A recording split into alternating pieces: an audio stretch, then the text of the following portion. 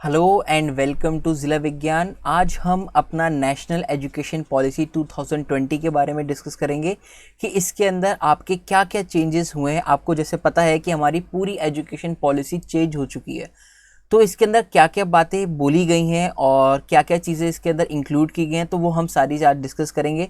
आपको मैं national Education policy की हिस्ट्री से लेके और आज के करंट सिनेरियो में क्या चल रहा है और आपके फ्यूचर में क्या क्या चीज़ें होने वाली हैं, ये तीनों चीज़ें हम इस पर डिस्कस करेंगे। साथ साथ हम ये भी बात देखेंगे कि इस पॉलिसी से आपके क्लास 10th वाले बच्चों पे और 12th वाले बच्चों पे क्या इम्पैक्ट पड़ेगा, जो 2021 के अंदर आपके बोर्ड्स एग्ज़ाम देंगे। क्या उनके सिलेबस के अंदर रिड्यूस होगा, क्या इस बार उनका बोर्ड्स एग्ज़ाम कैंसिल होगा। तो ये कुछ बातें हैं, इन बातों का भी मैं आपको प्रॉपर प्रूफ दूंगा और वैलिड रीजंस के साथ आपको बताऊंगा कि 10th और 12th वाले बच्चों के साथ क्या होने वाला है। और साथ ही हम हायर एजुकेशन की भी बात करेंगे कि आपकी इस बार कैसे एमफिल को हटा दिया गया है, आपकी बीएड को 4 साल का किया गया है, क्या क्या पॉइंट्स हैं, हम वो चीज़ें डिस्कस करेंगे। तो पहले हम स्टार्ट करते हैं अपनी नेशनल एजुकेशन पॉलिसी की हिस्ट्री से। ठीक है, तो बेटा बताओ ना, तो ये पॉलिसी आपकी 34 साल बाद आई है। It is a first policy, आपकी 34 साल बाद ये पॉलिसी आपकी आई है। ये आपकी स्टार्ट हो गई थी ना 2018 के अंदर। जो हमारे इसरो के चीफ थे, फॉर्मर इसरो के चीफ के कस्तूरीरंगन, ठीक है, इन्होंने सबमिट किया था एक ड्राफ्ट 2018 के अंदर। और जो 2019 के अंदर जब आपका इलेक्शन हुआ था, इलेक्शन के जस्ट आफ्टर बाद आपका ये पब्लिक के लिए रखा गया था कि भैया अगर पब्लिक कोई अगर इसके अंदर फीडबैक देना चाहती है तो कोई फीडबैक दे सकती है। उसके बाद आपकी 29 जुलाई 2020 दैट इज वेडनेसडे को ये पॉलिसी आपकी लॉन्च की गई। किसने लॉन्च की थी? आपके प्रकाश जावड़ेकर जी ने और आपके पोखरियाल जी ने आपकी ये लॉन्च की थी। इसका एम क्या है? बहुत आपका कई बार अगर जो बच्चे एसएससी की तैयारी कर रहे हैं उसके अंदर ये क्वेश्चन आ सकता है कि what is the aim of National Education Policy 2020। The aim of National Education Policy 2020 is India is a global knowledge super power. अगर मैं आपको कुल मिला के बात करूं तो इस पॉलिसी के अंदर आपकी प्रैक्टिकल नॉलेज के ऊपर फोकस किया गया। ठीक है, अब बच्चे के ऊपर पहले बहुत कोर्स का बर्डन होता था कि आपके ऊपर ये भी, आपको फिजिक्स भी पढ़ना है, आपको केमिस्ट्री भी पढ़ना है और आपके कोर्स इतने सारे हैं। तो पहले क्या होता था कि जो भी बच्चा लास्ट के डेज में अच्छा परफॉर्म करता था, बोर्ड्स के अंदर करता था, तो उसको अच्छे वेटेज में मार्क्स मिल जाते थे। और कोई बच्चे वहाँ लास्ट के अंदर अच्छा परफॉर्म नहीं कर पाए, उनकी तबीयत खराब हो गई, कोई भी XYZ रीज़न था, तो वो आपके कम स्कोर करते थे। बच्चे हालांकि वो 80% मार्क्स ले आते थे, बट आपके कॉलेजेस की कट ऑफ 95 97 जाती थी। तो उन बच्चों का क्या हो रहा था? तो तकरीबन गवर्नमेंट ने एक अंदाज़ा लगाया कि हर बार 3 से 3.5 करोड़ बच्चे हर साल आपके एजुकेशन सिस्टम से बाहर निकल जाते हैं। तो अब गवर्नमेंट ने सोचा कि ये 3.5 जो करोड़ बच्चे बाहर निकल रहे हैं, तो इससे आपकी धीरे धीरे अनएम्प्लॉयमेंट भी बढ़ रही है। तो इसलिए गवर्नमेंट ने आपकी एजुकेशन पॉलिसीज में चेंज करें। ठीक है, तो टारगेट क्या है आपके नेशनल एजुकेशन पॉलिसी के? तो फर्स्ट टारगेट क्या है? अच्छा, एक बात मैं और बताऊं कि पहली चीज, इस एजुकेशन पॉलिसी को फुल्ली इंप्लीमेंट करने में 10 साल कम से कम लगेंगे। 2030 का इन्होंने टारगेट माना है। अगर आप डॉक्यूमेंट्स की बात करें तो ड्राफ्ट के अंदर बहुत अच्छी एजुकेशन पॉलिसी लिखी हुई है, बट बेटा वो अभी कागजी है, वो आपकी एक्चुअल में इंप्लीमेंट नहीं हुई है अभी। इसके अंदर अभी बहुत फॉर्मेलिटीज, बहुत आपके टेक्निकल चीज़ें आनी बाकी हैं कि कैसे चीज़ें होगी। तो कम से कम 10 साल से 15 साल तो इसको लगेंगे इंप्लीमेंट होने में। ठीक है, अच्छा, इसके बाद क्या है कि पॉलिसी किसका, आपका एक और टारगेट क्या है कि अटेनिंग आपका foundational learning and numerical skills. ठीक है, नेशनल मिशन बाय 2025 आपको प्रैक्टिकल नॉलेज बढ़ाई जाएगी इसके अंदर कि आप लर्निंग न्यूमेरिकल्स को कैसे कर सकते हैं। 100% GCR प्री स्कूल के अंदर सेकेंडरी लेवल टीचर्स को प्रिपेयर किया जाएगा इसके असेसमेंट के लिए बाय 2023। ठीक है, इसके अंदर आपकी काफ़ी ज़्यादा इंक्लूसिव और इक्विटेबल एजुकेशन सिस्टम किया जाएगा 2020। तो कुल मिला के 2030 तक इसके अंदर टारगेट रखा है। और क्या क्या ये पॉइंट्स हैं हम आगे अभी डिस्कस करेंगे। अब मैं आपको बताऊंगी, जैसे बोर्ड एग्जाम की मैंने अभी बात करी, तो बोर्ड एग्जाम्स आपके टेस्ट कोर कॉन्सेप्ट चेक करेंगे। रट्टाफिकेशन का काम अब खत्म हो चुका है।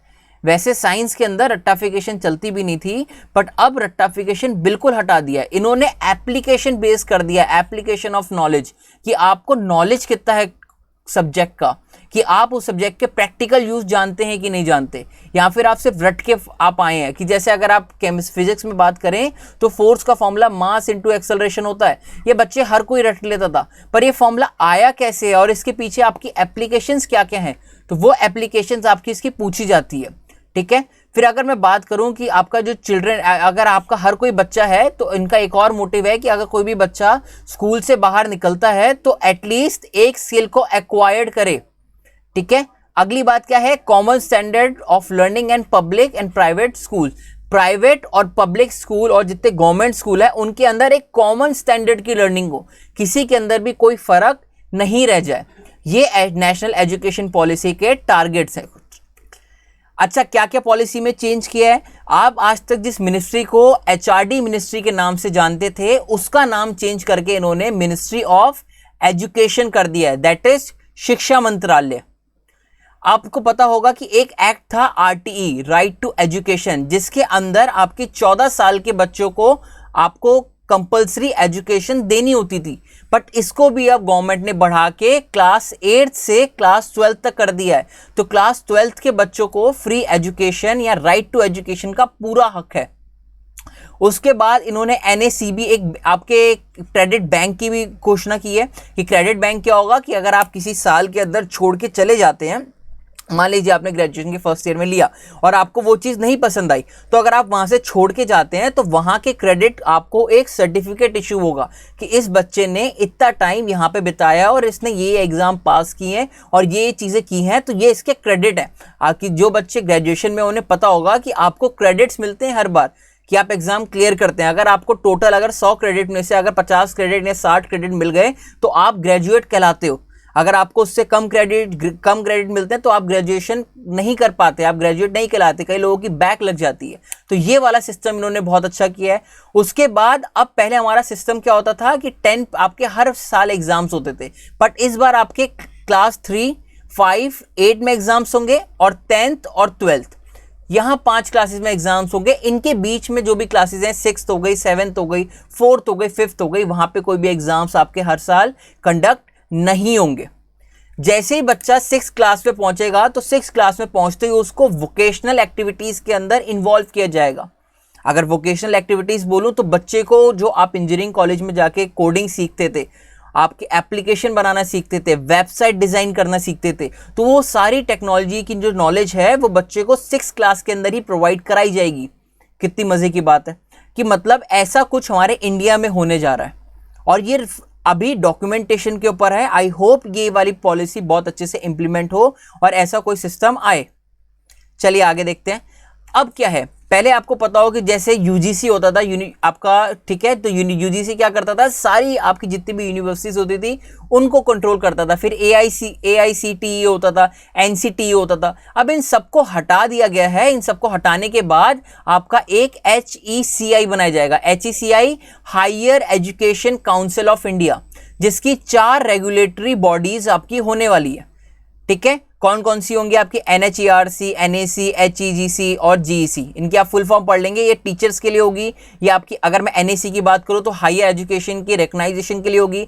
HEGC की बात करूं तो यूनिवर्सिटीज को आपकी फाइनेंशियल जो आपकी मदद प्रोवाइड कराएगा वो आपको HEGC कराएगा। और ये GEC आपके ग्रेजुएट एट्रीब्यूट्स के बारे में देखेगा। अगर हम बात करें तो पहले क्या होता था कि इंग्लिश और हिंदी, यानी अगर जनरली इंग्लिश की बात करें तो इंग्लिश को बहुत ज़्यादा प्रेफरेंस हर जगह दी जाती थी। और अगर हम हमारे कॉन्स्टिट्यूशन में बात करें तो कॉन्स्टिट्यूशन के अंदर बहुत सारी लैंग्वेज को यूनियन आपकी कॉन्स्टिट्यूशन में इंक्लूड किया गया है, बट उन लैंग्वेजेस को प्रेफरेंस नहीं दी जाती थी। तो इस बार एजुकेशन आपकी जो न्यू एजुकेशन है उसको अब इसने क्या फोकस करा है कि हम अपनी मल्टीपल लैंग्वेज में एजुकेशन सिस्टम को बनाएंगे। इंग्लिश और हिंदी तक हम इसको कंपाइल नहीं रखेंगे, all the regional language of India, मतलब इस पॉलिसी के अंदर 22 लैंग्वेजेस को इंक्लूड किया गया है। और जिसके अंदर क्लास 5th से और 8th के बीच में आप अपनी मदर टंग के अंदर या कोई भी लोकल लैंग्वेज के अंदर आप वहां पे सीख सकते हो। जरूरी नहीं है कि आपको हिंदी और इंग्लिश ही आनी जरूरी है। ठीक है, अच्छा, ये लिखा था languages of India is a fun project, मतलब आप लैंग्वेजेस के अंदर जो आपकी रुचि रहेगी, जो आप इंक्लूड होंगे, वो आपकी बच्चों के लिए फन एक्टिविटी के रूप में दिखाया जाएगा।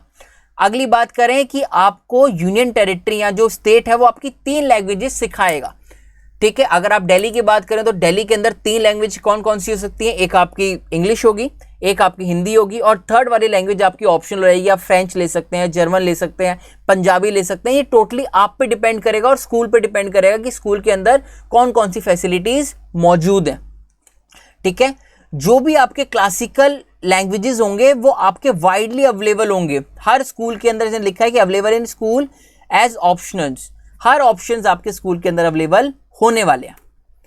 इसका स्ट्रक्चर कैसे होने वाला है, पहले आपका क्या होता था कि जो 10 साल का बच्चा, 10 साल तक अगर बच्चा आता था जिसकी एज 6 से 16 रहती थी, तो वो 10th तक कंप्लीट करता था, और बाकी अगर वो 10, 11th और 12th वो 16 से 18 की एज में कंप्लीट करता था।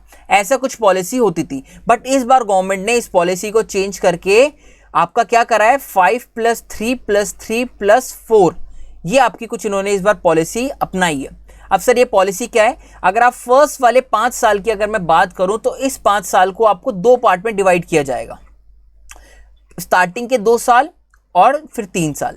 जब बच्चा आपका 3 साल के आसपास का होगा, 1 से लेके 3 साल बच्चा अपने घर पे ही रहेगा अपने माँ बाप के पास। फिर उसके बाद जब 3 साल का बच्चा हो जाएगा तो उसको फर्स्ट क्लास के अंदर, या फिर अगर आप बोले प्राइमरी केजी के अंदर एडमिशन कराएंगे, तो स्टार्टिंग के 2 साल बच्चे की बेटा आपकी कौन सी आपकी एजुकेशन कराई जाएगी, प्राइमरी एजुकेशन कराई जाएगी। ठीक है। जो आपकी बेसिक एजुकेशन होगी, आप इसको 3 साल 3+2 कर लीजिए, आपकी स्टार्टिंग के 3 साल होंगे जो यूकेजी केजी होते हैं, आपकी ये चीजें आपकी बातें कराई जाएंगी। उसके बाद बचे हुए 2 साल, इन 2 साल के अंदर बच्चे को क्या कराया जाएगा, इसके अंदर बच्चे को क्लास 1 एंड क्लास 2 की पढ़ाई कराई जाएगी, जिसके अंदर बच्चे को आपकी बेसिक चीजें कराई जाएंगी कि उसको नंबरों को पहचानना आ जाए कि 1 2 3 4 क्या होते हैं, आपकी वो लिखना सीख जाए, थोड़ा बहुत बेसिक उसको आइडिया हो जाए। जब वो आपका यहाँ पे 2nd क्लास ग्रेड में आ जाएगा, उसके बाद 3 साल, इस 3 साल के अंदर वो क्या करेगा, 3rd 4th और 5th इनके अंदर आएगा। इसके अंदर बच्चे को किसके ऊपर फोकस किया जाएगा, दैट इज अगर आप बोलें तो ये आपकी मिडिल स्टेज यानी आपकी जो प्रिपरेटरी स्टेट होगी, इसके अंदर बच्चे को play, discovery, activity based interactive classroom कराई जाएगी, उसका स्टडी के अंदर इंटरेस्ट बनाया जाएगा। ठीक है। उसके बाद अगर आप अगले आएंगे 3, तो जैसे ही आप अगर 5th क्लास आपने पास करी तो यहाँ पे 6th 7th 8th आएगा। जैसे ही आप 6th स्टेज के अंदर आएंगे, 6th स्टेज के अंदर आते ही आपकी वो मिडिल स्टेज हो जाएगी, मिडिल स्टेज ये वाली स्टेज। और मिडिल स्टेज के अंदर क्या होगा कि आपको एक्सपेरिमेंटल लर्निंग कराई जाएगी साइंस की, आपको कोडिंग सिखाई जाएगी, आपको अलग अलग सब्जेक्ट्स के से कराया जाएगा, जो आपका 6 से 8 तक एक बेसिकली एक कंबाइंड कोर्स होगा, जिसके अंदर आप फिजिक्स, आपका साइंस, आपका सोशल साइंस, मैथ्स आप फिक्स वो पढ़ेंगे, बट इसके साथ आप अलग चीजें सीखेंगे, कोडिंग सीखेंगे, लैंग्वेजेस के बारे में सीखेंगे, ये सब चीजें होंगे। उसके बाद जो लास्ट के 4 साल हैं, लास्ट के 4 साल के अंदर क्या होगा, 9th 10th 11th 12th, ये बहुत इंपॉर्टेंट होने वाला है। इसके अंदर बेटा आपका क्या होगा कि इसके अंदर बच्चा अगर मान लीजिए 10th के बाद बच्चे को फोर्स किया जाता था कि भैया आप तो या तो साइंस लो या आर्ट्स लो या फिर आप कॉमर्स में चले जाओ, और उसके बाद अपनी स्ट्रीम आप 11th 12th के अंदर चेंज नहीं कर सकते। ये एग्जिस्टिंग सिस्टम बोलता था। बट नया सिस्टम आने वाला क्या कहने वाला है कि अगर आपको चेंज करना है, अगर आपने 10th में साइंस ले ली, साइंस के साथ आपको केमिस्ट्री अच्छी लग रही है, फिजिक्स अच्छी नहीं लग रही, या फिर फिजिक्स अच्छी लग रही है, केमिस्ट्री अच्छी नहीं लग रही, तो 11th के अंदर आपने केमिस्ट्री पढ़ी और आपने फिजिक्स पढ़ी, बट आप केमिस्ट्री को या फिजिक्स को एक सब्जेक्ट को ड्रॉप करना चाहते हो, तो आप 12th के अंदर आके आप कोई भी सब्जेक्ट टॉप कर सकते हो। आप फिजिक्स के साथ साथ सोशल साइंस की साइकोलॉजी भी पढ़ सकते हो, आप इकोनॉमिक्स भी पढ़ सकते हो, और आप आर्ट्स के सब्जेक्ट पॉलिटिकल साइंस भी पढ़ सकते हो। तो आप वैरायटी पढ़ सकते हो, आपको वैरायटी ऑफ आपको ऑप्शंस यहां मिलेंगे। तो कुल मिला के अगर मैं बात करूं तो बच्चे की थिंकिंग को, फ्लेक्सिबिलिटी को और चॉइसेस ऑफ सब्जेक्ट्स को एकदम ओपन करने की बात करिए। जब आप 10th में आते हो तो फैमिली का प्रेशर होता है, रिश्तेदारों का प्रेशर होता है, आपका खुद का प्रेशर होता है कि क्या डिसाइड किया जाए, तो आप इतने एबल नहीं होते डिसाइड करने के। जब आप 11th 12th तक आते हो तो आपको क्लियर आइडिया मिल जाता है कि हाँ मुझे इस चीज़ में जाना चाहिए था, इस चीज़ में नहीं जाना चाहिए था। तो जो ये बाउंडेशन थी कि आप नहीं निकल सकते, इसको सीबीएसई ने अब आपका ये एजुकेशन पॉलिसी के अंदर ये अब बाउंडेशन खत्म कर दी गई है। ठीक है, क्लियर हो गया। तो पहला एजुकेशन सिस्टम क्या था आपका, 10+2 वाला था। इस वाले के अंदर क्या हुआ है, 5+3+3+4 की बात की गई है। और एक और पॉलिसी इसके अंदर इंक्लूड की गई है कि 12 साल तक जब भी आप स्कूल के अंदर रहेंगे, 12 ईयर्स तक, तो आपको आंगनवाड़ी जो खाना होता है फ्री, आपका जो फूड आता है, उसको भी आपको वो प्रोवाइड कराया जाए। ठीक है, आगे चलते हैं। अब मैं बात करता हूं हायर एजुकेशन की। हायर एजुकेशन मतलब जब आप ग्रेजुएशन के अंदर पहुंच जाते हो, तो इसके अंदर पता है क्या, मल्टीपल एंट्री और एग्जिट का आपका ये रखा गया है इसके अंदर प्रोविजन। तो क्या लिखा गया है कि नेशनल एजुकेशन पॉलिसी के अंदर 4 साल की अंडर ग्रेजुएट आपकी डिग्री होगी विद मल्टीपल एग्जिट ऑपरेशन। ठीक है, अगर मैं फर्स्ट पॉइंट पढ़ूं, the multi disciplinary bachelor degree will be awarded after completing 4 years of study. 4 साल कंप्लीट करने के बाद आपको ये डिग्री दी जाएगी। अगर बच्चा 2 साल के अंदर कहता है कि सर मुझे 2 साल के बाद मुझे लगता है कि मैं इसके अंदर कंटिन्यू नहीं कर पाऊंगा, तो आपकी यूनिवर्सिटी क्या करेगी, वो कहेगी अगर आपको जाना है ठीक है आप जाइए, कोई दिक्कत नहीं है। वो आपको एक डिप्लोमा इश्यू करेगी। उस डिप्लोमा के अंदर क्या लिखा होगा कि इस बच्चे ने इतना इतना टाइम यहाँ पे रहा है, ये सब्जेक्ट पढ़े हैं और ये एग्जाम देखे, इसने ये वाले एग्जाम्स भी इसको निकाले और ये स्किल्स इसने ऑक्यूपाइड करी हैं। और उसके अंदर क्रेडिट स्कोर लिखा होगा कि जैसे अगर आप कहीं और जाते हैं अप्लाई करने के लिए, अगर आप किसी और ग्रेजुएशन करना चाहते हैं, मान लीजिए आप केमिस्ट्री ऑनर्स कर रहे थे और केमिस्ट्री ऑनर्स में आपकी बात नहीं बनी और आपको कहा कि भैया मैं इंग्लिश ऑनर्स ट्राई करना चाहता हूं। अगर आप इंग्लिश ऑनर्स में जाते हैं तो आपको वहां पे फर्स्ट ईयर के अंदर एडमिशन नहीं मिलेगा। आपके जो 2 साल आपने केमिस्ट्री ऑनर्स में दिए थे वो 2 साल आपके वहीं काउंट होंगे और आगे की 2 साल जो आपके इंग्लिश ऑनर्स के हैं वो आप वहां पे स्टार्ट कर सकते हैं। तो that is known as credit system. समझ में आया? ठीक है, अगर कोई बच्चा 1 साल के अंदर ही कहता है कि ये मेरे को समझ में नहीं आने वाला, ये मेरी कोई चीज नहीं थी, तो उसको क्या मिलेगा, एक वोकेशनल और प्रोफेशनल कोर्स का एक लिविंग सर्टिफिकेट आपको प्रोवाइड कराया जाएगा। ठीक है, जो हायर एजुकेशन में उन्हें पता होगा कि ग्रेजुएशन के बाद आपकी एमफिल भी होती थी। एमफिल कोर्सेज जितने भी थे, मास्टर ऑफ फिलॉसफी आपका जो था उसको डिसकंटिन्यू कर दिया गया है। अब वो आपका एमफिल के नाम से ऐसा कोर्स आगे आपको देखने को नहीं मिलेगा फ्यूचर में। अगर मैं स्कूल की बात करूं तो स्कूल के अंदर काफ़ी चीज़ें कही गई हैं, जैसे बाल भवन स्ट्रेथिंग हो गया, आपका प्ले रिलेटेड एक्टिविटी, आपके जितने भी वो होती हैं, आपके फिजिकल एक्टिविटीज़ होती है उनको आपको प्रेफर किया गया है। उसके बाद आपका सामाजिक चेतना केंद्र बढ़ाने की है कि जिसके अंदर बच्चे की सोशल, इंटरेक्चुअल, वॉलेंट्री एक्टिविटीज़, डिबेट्स हो गए, ये सारी चीज़ें इसके अंदर हो। ठीक है, उसके बाद इन्होंने आपके स्टेट स्टैंडर्ड्स को भी बात करनी करी है। फिर एनसीईआरटी और एससीईआरटी को कंबाइन करने की स्टेट वाले की बात की गई है और आपकी रेगुलर हेल्थ चेकअप की भी बात इन्होंने की गई है। अगर मैं कुल मिला के स्कूल लेवल पे आपसे बात करूं तो स्कूल लेवल के लिए आपके लिए बहुत अच्छी चीज़ें इंक्लूड की गई हैं। अब आप अपने जो, अगर आप 11th 12th में आते हैं तो उसके बाद आपके जो एजुकेशन वाले सब्जेक्ट, जैसे आपका डांस हो गया, आपका म्यूजिक हो गया, तो आप इन सब्जेक्ट्स को पहले इतना रुचि से पढ़ते थे, आप इनको बहुत इंटरेस्ट से पढ़ते थे, बट इनकी उस लेवल की वैल्यू नहीं होती थी। कुल मिला के नेशनल एजुकेशन पॉलिसी 2020 का टारगेट यही है कि अगर आप 12 साल बाद, अगर 12 के 12th क्लास के बाद अगर आप स्कूल से निकल रहे हैं तो कम से कम 1 से लेके 2 या 2 से लेके 3 डिफरेंट टाइप की स्किल्स आपके पास ऑलरेडी हो। जो आजकल के बच्चे निकल रहे हैं उनकी क्या प्रॉब्लम है कि उनके पास स्किल्स नहीं है, उनके पास नॉलेज है, रट्टाफिकेशन है कि जो उन्होंने पढ़ के मार्क्स लिया है बट उनको प्रैक्टिकल नॉलेज नहीं है। तो इसी चीज़ को चेंज करने के लिए नेशनल एजुकेशन पॉलिसी को लाया गया है कि अगर भैया 12th क्लास के बाद बच्चा कोई निकलता है तो हर कोई बच्चा अगर स्टडी में अच्छा नहीं हो सकता तो वो अपने कैरियर, अपने पाथ, अपने गोल के हिसाब से जो उसको पसंद है वो उसको चूज करे। अगर किसी बच्चे को म्यूजिक में इंटरेस्ट है तो वो म्यूजिक के अंदर कैरियर बनाए और वो उसकी स्किल ऑक्यूपाइड करे, उसको एज अ इक्विवेलेंट सब्जेक्ट आपका कंसिडर करा जाएगा। ठीक है, क्लियर हो गई स्कूल वाले लेवल की बात। आगे चलते हैं। अब टीचर एजुकेशन, जो लोग टीचर बनना चाहते हैं उन्हें पता होगा कि आपको बीएड करना पड़ता है। तो बीएड के लिए क्या क्या है, तो अगर अब आपको बीएड के अगर अंदर एडमिशन चाहिए तो अब आपका क्या होगा, एनटीए टेस्टिंग हुआ करेगी। तो बीएड आपका जो कराया करेगा वो एनटीए टेस्टिंग हुआ करेगी, उसके बाद आपको बीएड में एडमिशन मिलेगा। अगर आप 12th के बाद ही आप टीचर बनना चाहते हैं तो उसके लिए 4 साल का कोर्स होगा बीएड का। अगर आप अंडर ग्रेजुएट होने के बाद, यूजी करने के बाद और आप बीए पास वगैरह या बीएससी करने के बाद जाते हैं तो आपका बीएड 2 साल का हो जाएगा। अगर आपने पोस्ट ग्रेजुएट कर रखा है तो बीएड आपका कितना हो जाएगा बेटा, 1 साल का हो जाएगा। ठीक है, तो ये आपकी कुछ बातें टीचर्स के लिए यहाँ पे की गई हैं।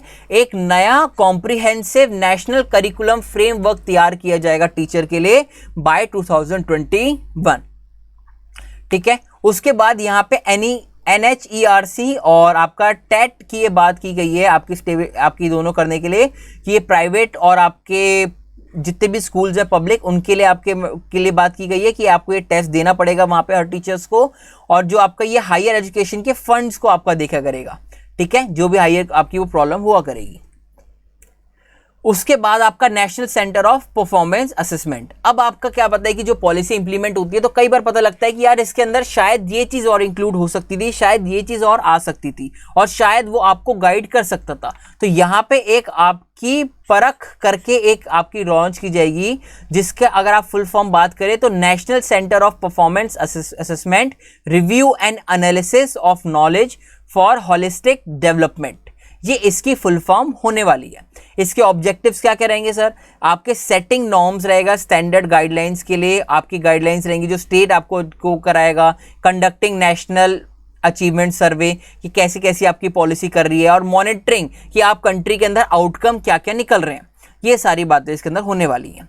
तो जितनी भी और आपका अच्छा, अब मैं बात करूं कि जो आपका फ्रेमवर्क कैसे होगा, तो मैंने बताया 2029, 30 और 40 तक आपका ये खींच सकती है। तो ये एजुकेशन पॉलिसी आपकी यहां से स्टार्ट हो रही है 21-22 से, और 2040 तक ये चलेगी।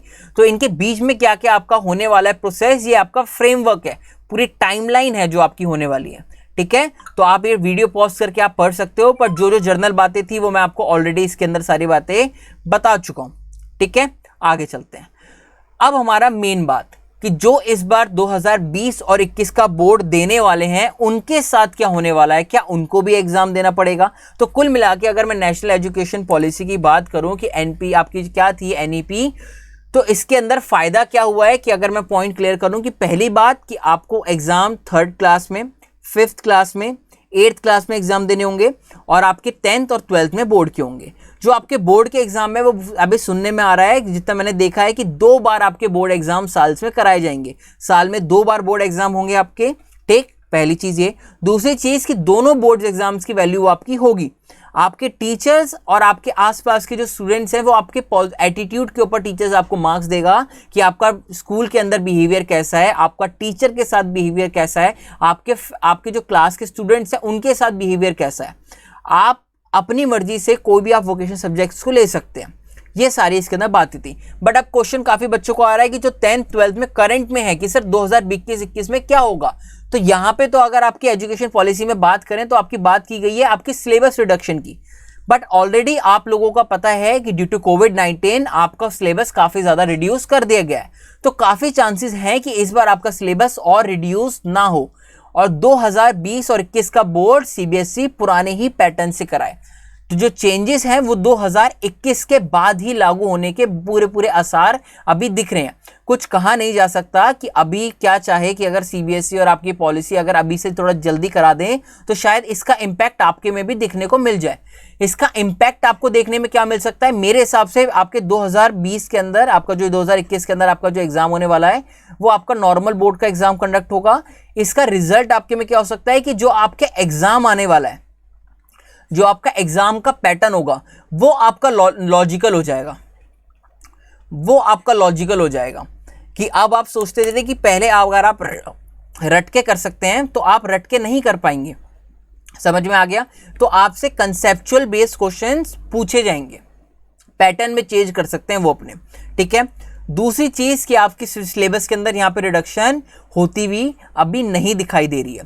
तो मैं आप लोगों को यही सजेस्ट करूंगा कि अभी आप ज्यादा खुश मत हो कि हमारा सिलेबस कम होगा, ये होगा, और लास्ट में जाके आप लोगों को प्रॉब्लम हो। तो जैसे आप लोग पढ़ रहे हो वैसे ही पढ़ते रहो, जैसे आप अपना चैप्टर कवर कर रहे हो वैसे ही कवर करते रहो, और आपका सारी चीजें कवर हो जाएंगी।